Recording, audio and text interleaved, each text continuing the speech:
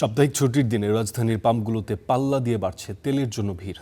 সরবরাহ সংকটে বেশিরভাগ পাম্প বন্ধ থাকায় খোলা থাকা স্টেশনগুলোতে যানবাহনের লাইন অন্যান্য দিনের তুলনায় এখন দ্বিগুণ। গতকাল রাত থেকে অপেক্ষায় থেকেও জ্বালানি না মেলায় ক্ষোভ বাড়ছে গ্রাহকদের মাঝে। ভোগান্তি আরও বাড়িয়েছে ফুয়েল পাস অ্যাপের সীমাবদ্ধতা। ঢাকার বাইরের গাড়ির রেজিস্ট্রেশন ও যান্ত্রিক জটিলতা নিয়ে অভিযোগের শেষ নেই ভুক্তভোগীদের। তারা বলছেন দ্রুত সরবরাহ স্বাভাবিক ও বিতরণ ব্যবস্থা সুশৃঙ্খল করা এখন সময়ের দাবি। পাম্প সংশ্লিষ্টরা বলছেন চাহিদার তুলনায় তেলের যোগান অর্ধেকেরও কম, ফলে রেশনিং করেও পরিস্থিতি সামাল দিতে হিমশিম খাচ্ছেন তারা। ডিজিটাল সমাধানের পাশাপাশি তেলের পর্যাপ্ত যোগান নিশ্চিত না হলে এই অচলাবস্থা কাটবে না বলে আশঙ্কা করছেন সংশ্লিষ্টরা।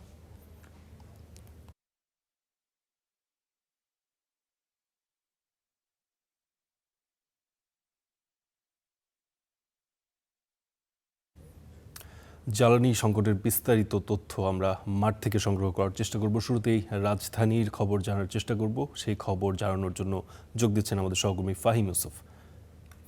ফাহিম, আজকে রাজধানীর জ্বালানি সংকটের বা ভোগান্তির কী চিত্র দেখছেন? গ্রাহকরা কি তেল পাচ্ছেন? আমি বর্তমানে রাজধানীর তেজগাঁওয়ে রয়েছে এবং তেজগাঁও এলাকা বলা যায় যে ঢাকার মধ্যে সবথেকে বেশি গাড়ির যে লাইন সেটা এখানে দেখা যায়। এবং বর্তমানে আমি একটু আপনাকে প্রথমেই দেখাতে চাই এ পাশের চিত্রটি। আমি এই ঠিক যে পাশে অবস্থান করছি এখানটা কিন্তু রাজধানীর তেজগাঁওয়ের সবথেকে ব্যস্ততম যে পাম্প ট্রাস্ট ফিলিং স্টেশন সেটির যে দীর্ঘ লাইন সেটি কিন্তু ইতিমধ্যেই প্রায় 4 কিলোমিটার ছাড়িয়েছে। আমরা দেখতে পেয়েছি যে সেটি বিজয় সরণি থেকে শুরু হয়ে জাহাঙ্গীর গেট এবং মহাখালী বাস টার্মিনাল হয়ে কিন্তু সেটি আবার তেজগাঁও ফ্লাইওভার পর্যন্ত বিস্তৃত হয়েছে। সব মিলিয়ে এই যে 4 থেকে 5 কিলোমিটার লম্বা যে গাড়ির দীর্ঘ লাইন এটি কিন্তু বলা যায় যে গতকাল রাত থেকে তারা এখানে অবস্থান করছেন এবং গ্রাহক যারা এখানে এসেছেন প্রতিটি গ্রাহকই কিন্তু বলছেন যে প্রায় 12 থেকে 13 ঘন্টা তারা ইতোমধ্যে এখানে ব্যয় করেছেন এবং কখন নাগাদ তারা তেল পাবেন এমনটা কিন্তু তারা জানেন না। এমন এক অনিশ্চয়তার মধ্য দিয়ে আমরা দেখতে পাচ্ছি যে রাজধানীতে প্রতিটি ফিলিং স্টেশনেই এমন দীর্ঘ লাইন কিন্তু আমরা দেখতে পেয়েছি। কোনো ফিলিং স্টেশন তেল দিচ্ছে, কিছু ফিলিং স্টেশন তেল দিচ্ছে না। তবে সকালে যেহেতু সরবরাহ এখনও আসেনি আজকের দিনের, সেহেতু আমরা দেখতে পেয়েছি যে প্রতিটি পাম্পেই কিন্তু ভিড় আছে, কিন্তু পাম্পে যারা এসেছেন গ্রাহকরা তারা কিন্তু অনিশ্চয়তার মধ্যে আছেন যে আসলে আদৌ তারা তেল পাবেন কি পাবেন না। আমরা আরেকটি বিষয় লক্ষ্য করতে পেরেছি যে এই যে দীর্ঘ লাইন, হাজারো গাড়ি রাজধানীর প্রতিটি ফিলিং স্টেশনে বর্তমানে অবস্থান করছে তেলের জন্য। এই দীর্ঘ লাইন কিন্তু এর আগে কখনো দেখা যায়নি। বলা যায় যে এই প্রথমবারের মতো আমরা দেখতে পেয়েছি এক ধরনের অচলাবস্থা কিন্তু তৈরি হয়েছে, যে রাজধানীতে প্রতিটি ফিলিং স্টেশনে এই যে হাজারো গাড়ির লাইন সেটি কিন্তু আসলে গ্রাহকদের ভোগান্তির মাত্রা ইতোমধ্যেই ছাড়িয়েছে। এবং প্রতিটি গ্রাহক কিন্তু জানাচ্ছিলেন যে ফুয়েল পাস অ্যাপের মাধ্যমে বর্তমানে যে কার্যক্রম পরিচালনা করা হচ্ছে সেই কার্যক্রম কিন্তু আরও স্মুথ করার জন্য আপডেট সংক্রান্ত যে ধরনের জটিলতাগুলো আছে সেগুলো যদি কাটিয়ে উঠতে পারে সেই ক্ষেত্রে ফুয়েল পাস অ্যাপ আর একটু কার্যকরী হবে এবং অবৈধ মজুদ এখানে রোধ করা যাবে। তাহলে সংকট অনেকটাই কিন্তু মোকাবেলা করা সম্ভব হবে। এই ছিল আমার কাছে জ্বালানি নিয়ে সবশেষ তথ্য।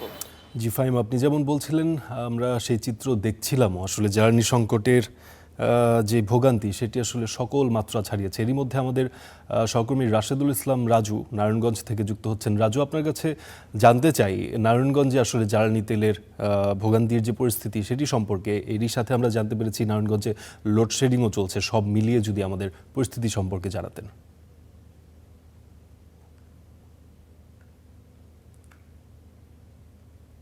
ফারদিন, ধন্যবাদ আপনাকে। মূলত গত কয়েকদিন ধরেই নারায়ণগঞ্জের জ্বালানি সংকট আসলে তীব্র আকার ধারণ করেছে।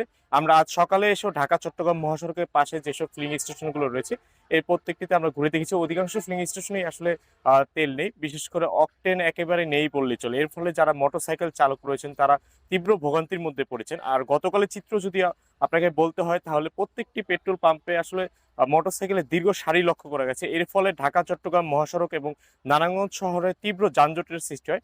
পাশাপাশি প্রায় সময় দেখা যায় মোটরসাইকেল আসলে সিরিয়াল নিয়ে বাকবিতণ্ডা ঘটনা ঘটে। এছাড়া তারা দীর্ঘক্ষণ অপেক্ষা করে যখন তেল না পায় তখন তারা যে ফিলিং স্টেশনের মালিক রয়েছে তাদের সঙ্গে তর্কাতর্কি ঘটনাও একাধিক ঘটতে আমরা শুনেছি। এর ফলে তারা এক ধরনের নিরাপত্তা সংখ্যাও আসলে আমাদের জানিয়েছেন। এদিকে আমরা নারায়ণগঞ্জ জেলা প্রশাসন সূত্রে যেমনটা জানতে পেরেছি যে বিভিন্ন ফিলিং স্টেশনগুলোতে তেল সরবরাহ স্বাভাবিক রাখতে 65 জন ট্যাগ অফিসার নিয়োগ দেওয়া হয়েছে।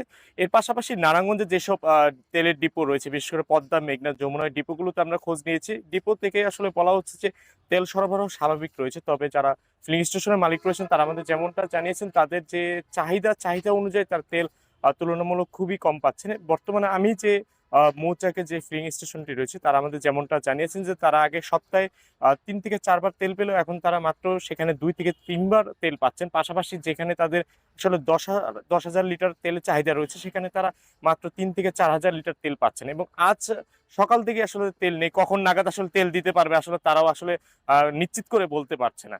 এই ছিল মূলত আমার কাছে নারায়ণগঞ্জের ফিলিং স্টেশন থেকে সবশেষ তথ্য। ফারদিন। রাজু, আপনাকে ধন্যবাদ আমাদের সঙ্গে যুক্ত হওয়ার জন্য।